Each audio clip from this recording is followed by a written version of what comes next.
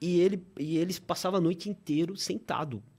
E ele ia mandando eu fazer. Eu ia fazendo. Faz assim. Sabe fazer o Alexander?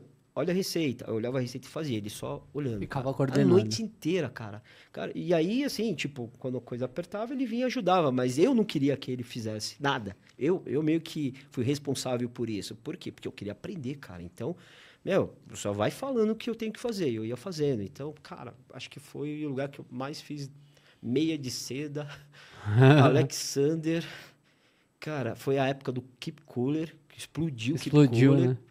coquetel de Minha mãe frutas. tomava muito Keep Cooler. Nossa, cara, era de abacaxi, de pinha colada, tinha um monte de Aham. sabor lá, de morango.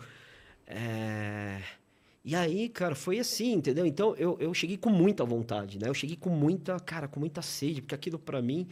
é, Antes disso, na verdade, quando eu saí do Tumiarum em 87, eu fiquei pouco tempo.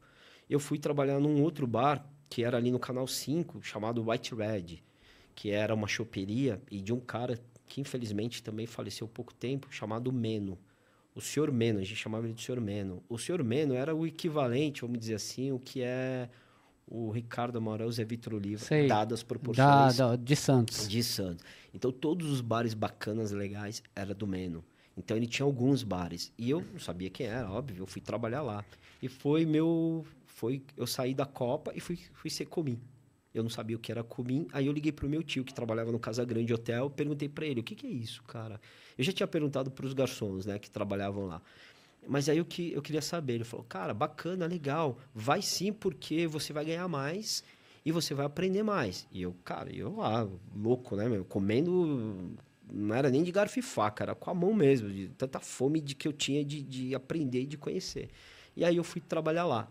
E aí quando eu cheguei lá, por isso que eu falo, né? Eu tive muita sorte. Eu encontrei a equipe inteira. O Meno trouxe todo o pessoal do Senac de Campos de Água de São Pedro.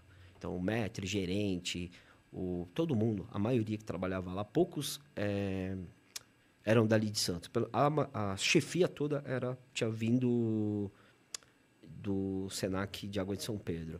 Então, eles tinham uma didática já de ensino. Então, eu lembro que, cara, pega a bandeja, vai até lá, aí volta com a bandeja vazia, agora vai com um copo de água, vai com uma garrafa, vai com 2 garrafas. Então, eu participei de todo esse treinamento que eu não, apesar de eu não ter feito o curso de garçom no Senac, mas eu aprendi fazendo na prática lá. Uhum. E lá era uma casa e tinham vários cômodos. E cada cômodo daquele, ele montou um ambiente. Então tinha um restaurante, tinha um bar, tinha a copa, tinha o piano, um piano, e tinha o quintal que ele fez uma choperia.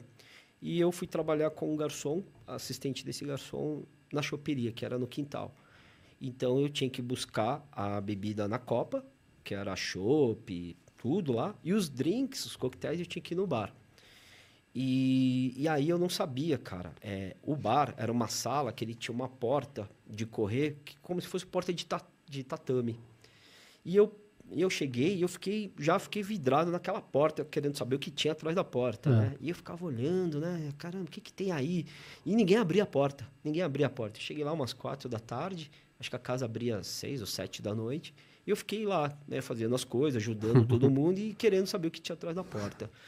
Aí, cara, bom, enfim, aí saiu o primeiro pedido e eu fui lá buscar no bar.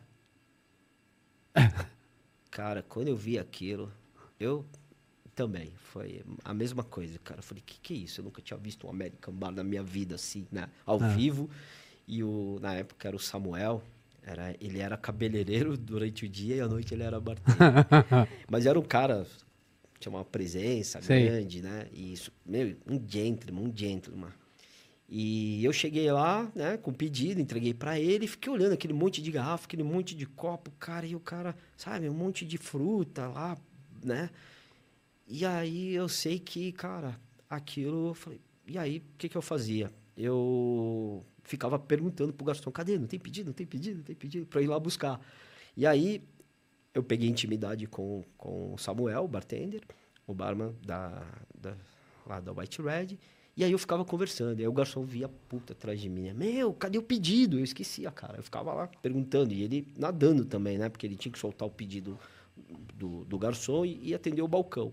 e tinha a outra sala, que era a sala que era o piano, que ele também atendia. Tinha um garçom ajudando, mas ele tinha que ajudar também. E, cara, foi ali. Foi ali, Aí acho que com apaixonou 14 anos, eu falei, cara, é isso que eu vou fazer pra minha vida. pra minha vida. Eu decidi muito cedo o que eu queria fazer. Você ficou depois muito tempo em Santos depois disso? Não. Não, Aí você já veio pra São Paulo na 87, 88, 89, 90. 90 eu vim pra São Paulo, Você já tava casado já? Não, era moleque, cara. Eu tinha 17 anos. Ah, não, quando você veio, a você veio primeira vez. novinho ainda. Veio novo. Era menor, vim menor de idade, eu acho que era 16 para Você 17. ficou quanto tempo em São Paulo